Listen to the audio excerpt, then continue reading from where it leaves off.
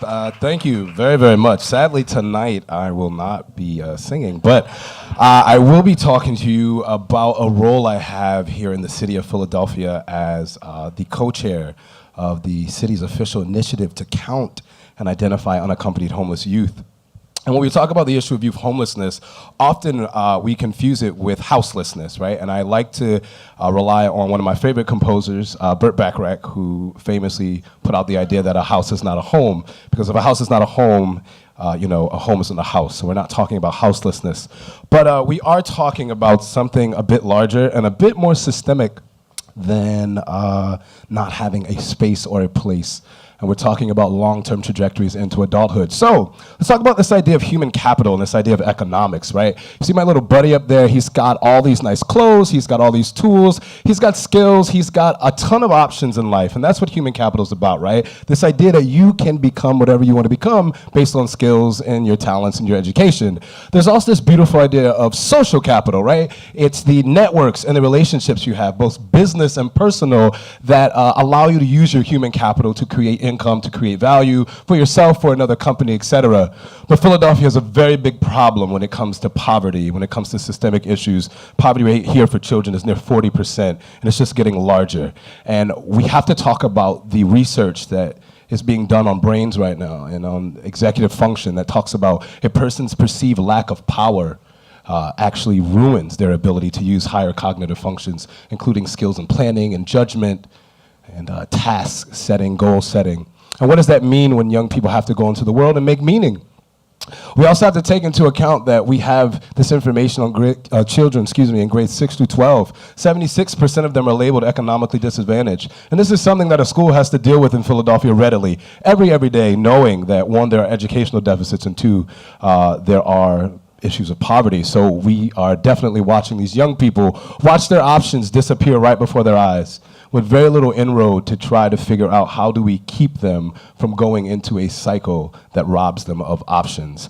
And the sad part is, as they continue to age out of that 6 to 12 grade bracket, you can see here their participation in the labor force is also decimated, just going down, down, down, down, down. And as we look at the unemployment rate for teens in that same period of time, it's more than doubled.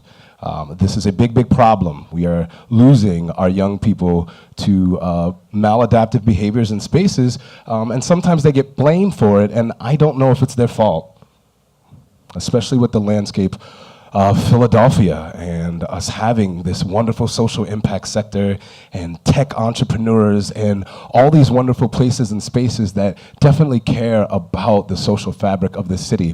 This list here is one of my favorites. I did a lot of reading and research on the last 30 years worth of research on what it takes to be a successful entrepreneur.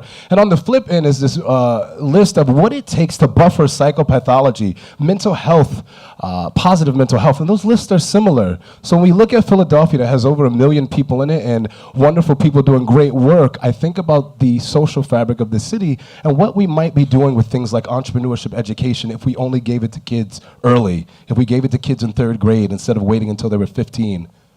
And what that might do for them. So here's a nice list of a bunch of folks, offices, and people doing amazing work in the city. I do some work with the Mural Arts Program. I actually worked on a project they have focusing on youth homelessness called Journey to Home. And it was an incredible project. But these organizations are doing great work with young people, and there are tons more that could join this fight and help these young people out by equipping them with skills and the network to make sure that youth homelessness is not a problem that we all have to deal with for the next 20 to 30 years. It's, to me, actually the most fucking ridiculous idea that a kid doesn't have a home. And we're not talking about a house. Thank you very much. But a network of support. It's like that song from Cheers, right? Where everybody knows your name and they're always glad you came, right?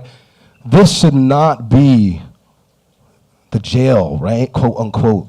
The prison, the idea of mental prison. We have got to equip these young people with imagination again, because they had it at a point and it got lost, the crap, right? But once again, this list, they're identical.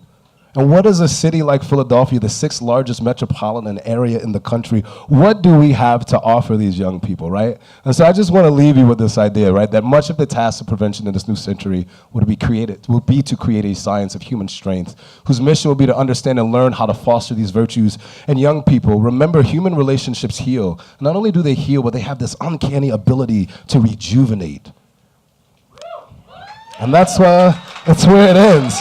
So if you want to talk to me more about this idea and what this city and a lot of its partners are doing, thank you so much. What we're doing in this area to try to end youth homelessness. The city has a plan to end homelessness by 2015. It's a 10-year plan. Whether we'll get there or not, I don't know, but I think we can end youth homelessness in 10 years if you come talk to me. Maybe. Have a good night, everybody, and thank you so much.